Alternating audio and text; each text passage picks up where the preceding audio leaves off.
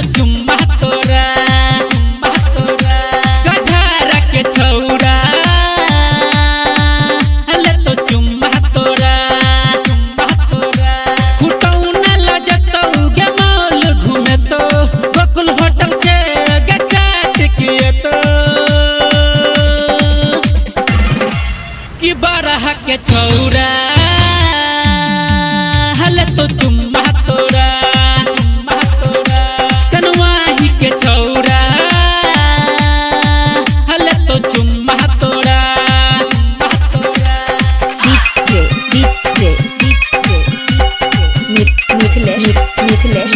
DJ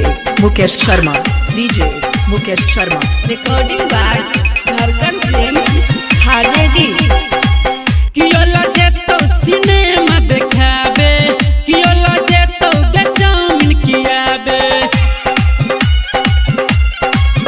हे गे कियोला जेतो सिनेमा देखाबे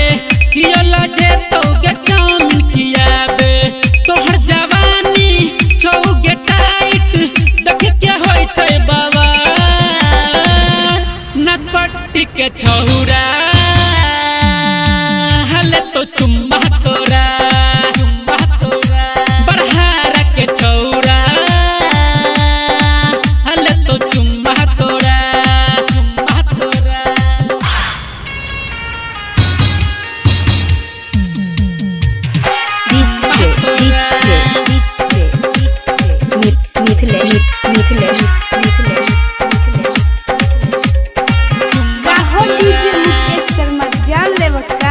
बीरपुर के छौरा के बनल सजना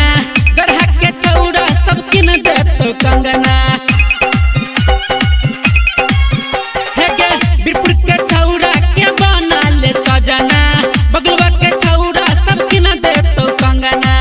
उमेश दर्दिला छोई आवारा सूरज के बनल भता पिपराही के छौरा ले तो चुम्मा